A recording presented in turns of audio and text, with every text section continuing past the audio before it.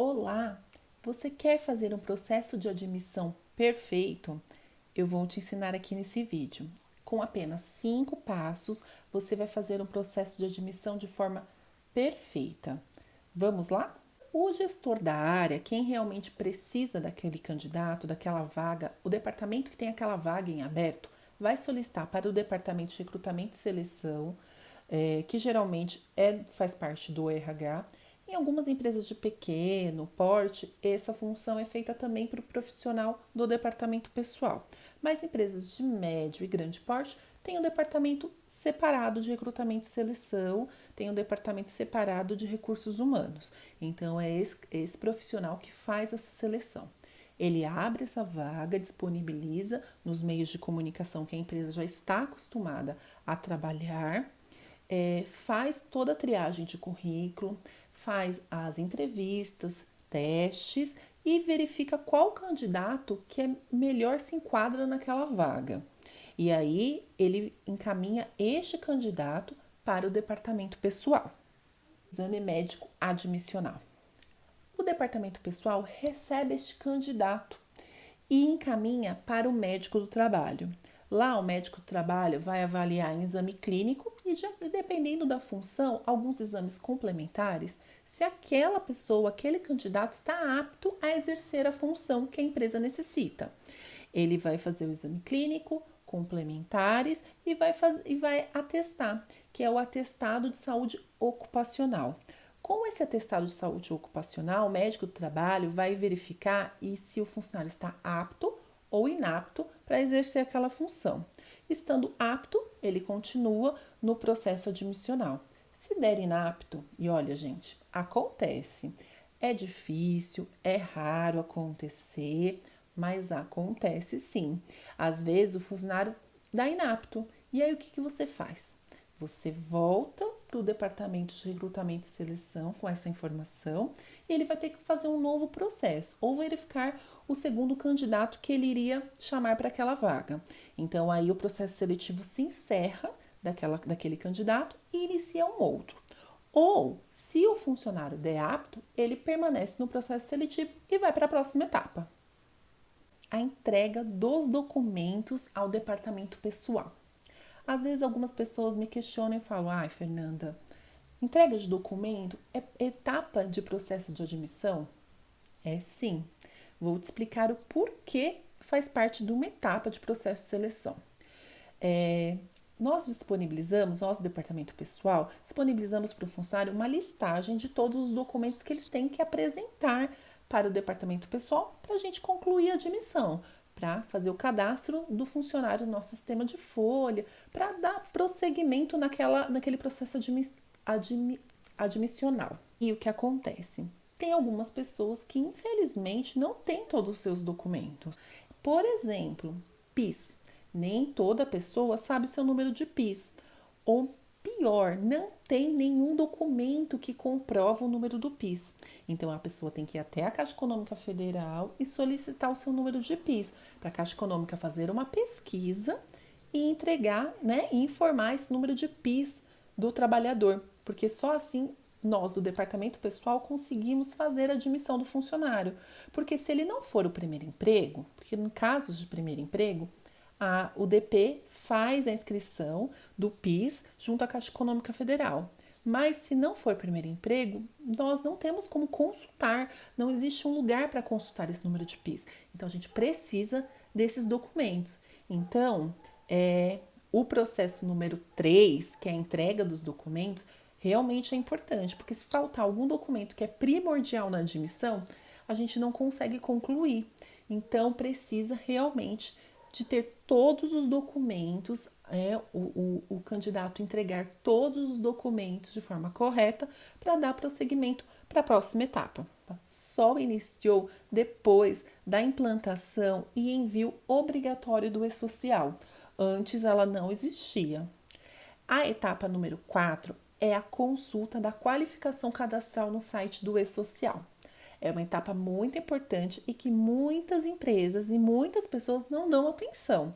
Mas se tiver algum impeditivo na qualificação do funcionário, você não consegue fazer a admissão deste funcionário.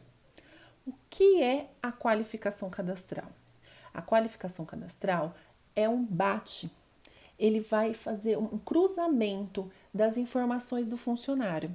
Então, lá no e-social, você acessa o link o site, né, do cadastro de qualificação cadastral, coloca nome, número do PIS, data de nascimento e CPF. Lá ele vai verificar em todos os órgãos públicos que o e-social já está, por exemplo, Receita Federal, INSS, Ministério do Trabalho, ele verifica se aqueles dados estão todos de forma correta. E olha, quando foi implantado o e-social, o que tinha de funcionário com qualificação divergente era um absurdo. Souza com S, era com Z, pessoas que têm data de nascimento errada cadastrada, CPF errado cadastrado, muita informação errada cadastrada.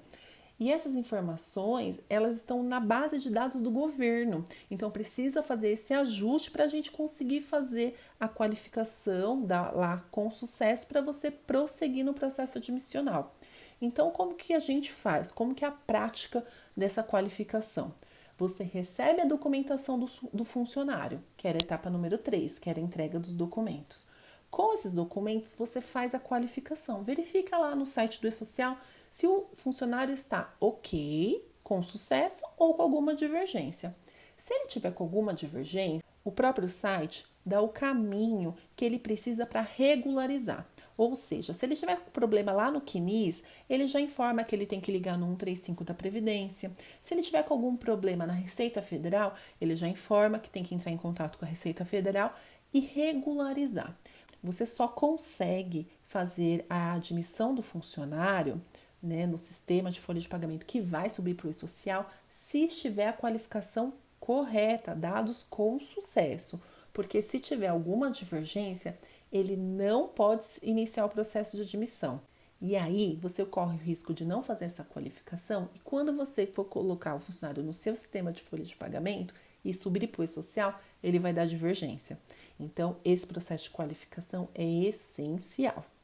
Foi feito processo seletivo, foi feito exame médico e deu apto, foi entregue todos os documentos de forma correta, sem faltar nenhum documento, foi feito a qualificação cadastral e o funcionário está como dados corretos, tudo certinho lá na qualificação do e-social.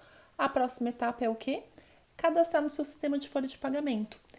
Todo o sistema de folha de pagamento, olha gente, atenção nisso, todo o sistema de folha de pagamento, ele já deve estar vinculado ao e-social, com os parâmetros e com o certificado digital da empresa já cadastrada para poder subir essa informação para o e-social. Porque o e-social, ele não tem um software para você enviar essa informação. Fez lá no sistema de folha e aí faz no sistema do e-social. Não existe. O e-social é apenas um site que você faz a consulta. Dá até para colocar informação direto no site? Dá, mas isso é perigosíssimo. Isso pode impactar diretamente na sua folha de pagamento e não deve ser feita. Deve ser feita somente pelo seu software de folha de pagamento, que já vai estar com parâmetro para o e-social e já vai subir essa informação para o e-social de forma instantânea. Você concluiu lá no seu cadastro de folha de pagamento, no seu software de folha de pagamento, concluiu essa admissão, ele já vai enviar essa informação para o e-social. Uma dica que eu dou: toda vez que você fez a admissão do funcionário, confirma se ele realmente subiu para o e-social. Por quê? Porque existe um prazo. O e-social exige que o funcionário, o prazo mínimo é 1 dia de antecedência à data de admissão. Por exemplo, se ele vai ser admitido no dia 25 de março até o dia 24 de março, essa informação tem que já estar lá no e-social com sucesso, para o funcionário só realmente então começar a trabalhar no dia 25. Então, existe esse prazo, você tem que ficar atenta se a informação que você lá no dia 24 cadastrou o funcionário, se ela realmente foi para o e-social, se voltou um recibo com sucesso.